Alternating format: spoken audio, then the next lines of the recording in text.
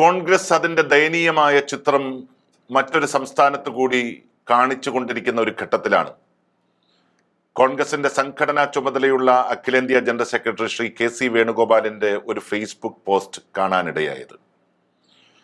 സത്യത്തിൽ 25 വർഷക്കാലം മുൻപ് യൂത്ത് കോൺഗ്രസിന്റെ സംസ്ഥാന അധ്യക്ഷനായിരുന്ന കാലഘട്ടത്തിൽ, MLA ആയിരുന്ന കാലഘട്ടത്തിൽ അദ്ദേഹത്തിന് നേരിടേണ്ടി വന്ന അതിക്രൂരമായ പോലീസ് മർദ്ദനത്തെക്കുറിച്ചും ആ മർദ്ദനഘട്ടത്തിൽ അദ്ദേഹത്തോടൊപ്പമുണ്ടായിരുന്ന സഹപ്രവർത്തകരെ കുറിച്ചും അദ്ദേഹം എഴുതിയിട്ടുള്ള വികാരപരമായിട്ടുള്ള ഒരു പോസ്റ്റാണ്. ഇത് ആരിലാണ് വികാരമുണ്ടാക്കുക എന്ന് ചോദിച്ചാൽ ഒരുപക്ഷെ അന്നത്തെ KC വേണുഗോപാലിനെ അറിയുന്നവർക്കും ഇന്നും കോൺഗ്രസ് നന്നാവണം എന്ന് ആഗ്രഹിക്കുന്നവർക്കുമൊക്കെ തീർച്ചയായിട്ടും അതൊരു വികാരപരമായിട്ടുള്ള സമീപനമായിരിക്കും. മറ്റു ചിലർക്ക് ഇത് വിമർശന ബുദ്ധിയോടുകൂടി കാണേണ്ട ഒരു പോസ്റ്റും കൂടിയാണ്.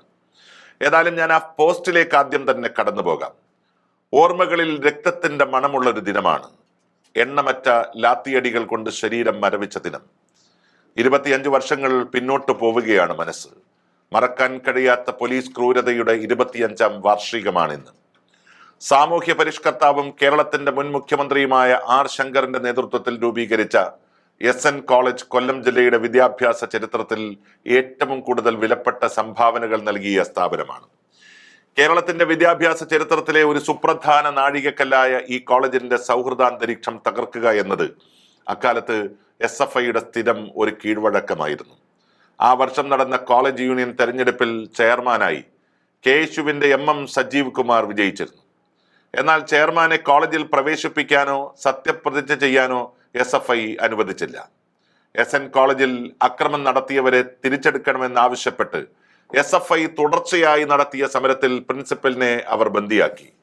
SFIയുടെ നേതൃത്വത്തിൽ കോളേജിൽ നടക്കുന്ന ജനാധിപത്യ ധ്വംസനത്തിനെതിരെയും അക്രമ കലാലയ രാഷ്ട്രീയത്തിനെതിരെയും KSU സമരവുമായി രംഗത്തിറങ്ങി. കോളേജ് യൂണിയൻ തെരഞ്ഞെടുപ്പ് അട്ടിമറിക്കുക എന്ന ലക്ഷ്യത്തോടു കൂടി നേരത്തെ തയ്യാറാക്കിയ തിരക്കഥ അനുസരിച്ചാണ് പോലീസ് പിന്നെ പെരുമാറിയത്. അന്ന് നടന്ന ആ നരനായാട്ട് പിന്നീട് ചരിത്രത്തിന്റെ ഭാഗമായി. KSUവിന് പിന്തുണ പ്രഖ്യാപിച്ചും ജനാധിപത്യ ധ്വംസനം നടത്താൻ കൂട്ടുനിന്നവർക്കെതിരെ നടപടിയെടുക്കണമെന്നാവശ്യപ്പെട്ടും 2000 ഫെബ്രുവരി 7 യൂത്ത് കോൺഗ്രസ് നടത്തിയ SP ഓഫീസ് മാർച്ച് പോലീസ് അതിക്രമത്തിൽ കലാശിച്ചു. ചിന്നക്കടയിൽ നിന്ന് ആരംഭിച്ച മാർച്ച് ഉദ്ഘാടന സ്ഥലത്തെത്തുന്നതിന് മുൻപ് പോലീസ് തടഞ്ഞത് സംസ്ഥാന പ്രസിഡന്റ് എന്ന നിലയിൽ ഞാൻ ചോദ്യം ചെയ്തതാണ് പോലീസിനെ പ്രകോപിപ്പിച്ചത്. എല്ലാം അവസാനിച്ച് പിരിഞ്ഞുപോയിട്ടും കൃത്യമായ നിർദ്ദേശത്തിന്റെ അടിസ്ഥാനത്തിൽ DCC ഓഫീസിന്റെ മതിൽ ചാടിക്കടന്ന് ക്രൂരതയുടെ എല്ലാ സീമകളും ലംഘിച്ച് ആക്രമണം അഴിച്ചുവിടുകയായിരുന്നു. SN ട്രസ്റ്റ് കെട്ടിടത്തിന്റെ അകത്തേക്ക് പോലും അതിക്രമിച്ചു കയറാൻ പോലീസ് അന്ന് മടിച്ചില്ല. ഈ അതിക്രമം കേരളത്തിന്റെ രാഷ്ട്രീയ ചരിത്രം കണ്ടിട്ടില്ലാത്ത വിധം ക്രൂരമായിരുന്നു. കാക്കിയിട്ട ഗുണ്ടകളെ പോലെയായിരുന്നു പോലീസിന്റെ തേർവാഴ്ച. ലാത്തി കൊണ്ടുള്ള മർദ്ദനത്തിന് പുറമെ കയ്യിൽ കിട്ടിയതെല്ലാം ഉപയോഗിച്ചവർ ആക്രമണം നടത്തി. MLA കൂടിയായിരുന്ന ഞാൻ ജനപ്രതിനിധിയാണെന്ന് പോലീസുകാരോട് പറഞ്ഞിട്ടും അത് കൂട്ടാക്കാതെ അവർ അക്രമം തുടരുകയായിരുന്നു. പോലീസുകാർ വലിച്ചെറിഞ്ഞ ഒരു വലിയ കല്ല് എന്റെ നെഞ്ചത്താണ് പതിച്ചത്. തുടർന്ന് അക്ഷരാർത്ഥത്തിൽ DCC ഓഫീസും പരിസരവും യുദ്ധക്കളമാക്കി നരനായാട്ടാണ് പോലീസ് നടത്തിയത്. കൊല്ലം DCC പ്രസിഡന്റിന്റെ ഓഫീസ് വാതിലുകൾ ചവിട്ടി പൊളിച്ചകത്ത് കയറിയ ശേഷം മുറിയിലിട്ട് വീഴുവോളം, ഒരുപക്ഷെ മരണത്തിന്റെ വക്കിലേക്ക് തള്ളിയിടും വരെയും പോലീസിനെ തല്ലിച്ചതച്ചു. എന്നോടൊപ്പം പ്രതാപവർമ്മ തമ്പാനെയും അതേ മുറിയിലിട്ട് അവർ ആക്രമിച്ചു. ഇന്ന് തമ്പാൻ നമ്മോടൊപ്പമില്ല. എങ്കിലും അക്കാലത്ത് യൂത്ത് കോൺഗ്രസിനും KSUവിനും സമരമുഖത്ത് ഊർജം പകരുന്ന ആസൂത്രണ മികവോടെ കളം നിറഞ്ഞ നേതാവായിരുന്നു അദ്ദേഹം. പോലീസ് മർദ്ദനത്തിന്റെ പരിണത ഫലം എന്നോണം 9 ദിവസം കൊല്ലം ഉപാസന ആശുപത്രിയിൽ ഞാൻ ചികിത്സയിൽ കഴിഞ്ഞു. അതിനുശേഷം തിരുവനന്തപുരത്തും. ഏറ്റുവാങ്ങേണ്ടി വന്ന ലാത്തിച്ചാർജുകളുടെ പ്രത്യാഘാതങ്ങൾ ഇന്നും എന്നെ അലട്ടുന്നുണ്ട്. ഇന്നത്തെ ആലപ്പുഴ DCC പ്രസിഡന്റായ B ബാബു പ്രസാദിനെയും പോലീസ് പൊതിരത്തല്ലി. പോലീസിന്റെ ക്രൂരമർദ്ദനമേറ്റ ബാബു പ്രസാദിനും ദീർഘനാൾ ആശുപത്രിവാസം അനുഷ്ഠിക്കേണ്ടി വന്നു. അതിന്റെ ശാരീരിക വിഷമതകൾ ബാബു പ്രസാദ് ഇന്നും അനുഭവിക്കുന്നുണ്ട്. V Sathyaseelan, M Bhaskaran, Kallada Girish Kumar, MK Hafiz, CR Mahesh, Boban G Nath, Y Shah Jahan, Chavara Harish, Paravur Sajeeb, Subhash തുടങ്ങി ഒട്ടേറെ സഹപ്രവർത്തകരും അന്നത്തെ പോലീസ് രാജ്യനിരകളായി. DCC ഓഫീസ് മുറ്റത്ത് കിടന്ന വാഹനങ്ങൾ അടിച്ചു തകർത്ത പോലീസ് അവരുടെ സ്വന്തം വാഹനങ്ങൾക്ക് തീവച്ച ശേഷം അണയ്ക്കുന്ന കാഴ്ചയ്ക്ക് വരെ ഞങ്ങൾ സാക്ഷികളായിരുന്നു. അന്നത്തെ DCC സെക്രട്ടറി ആയിരുന്ന M ഭാസ്കരൻ ഈ ക്രൂരതയുടെ ജീവിക്കുന്ന രക്തസാക്ഷിയാണ്. ഇപ്പോഴും അന്നു പറ്റിയ പരിക്കുകൾ കാരണം ചികിത്സയിൽ തുടരുകയാണ് അദ്ദേഹം. KSU പ്രവർത്തകനായിരുന്ന ശാസ്താംകോട്ട സുധീറിനെ ആ മർദ്ദനത്തിന്റെ പ്രത്യാഘാതങ്ങൾ ദീർഘകാലം അലട്ടി. പിന്നീട് ചികിത്സയിൽ കഴിയവേ അദ്ദേഹം മരിച്ചു. രക്തരൂക്ഷിതമായ ഒരു പകലിന്റെ ഓർമ്മകളാണ്. ഇവിടെ പേര് പരാമർശിക്കാതെ പോയ അസംഖ്യം പേരുണ്ട്. ചോര ചിന്തിയവർ, വിശപ്പും പട്ടിണിയും സഹിച്ച് ഈ പ്രസ്ഥാനത്തിന് വേണ്ടി പൊരുതിയവർ, അന്നുണ്ടായിരുന്ന സഹപ്രവർത്തകരിൽ ചിലർ ഇന്ന് ഒപ്പമില്ല. അവരെ ഇന്നും ഞാൻ വേദനയോടെ ഓർക്കുന്നു.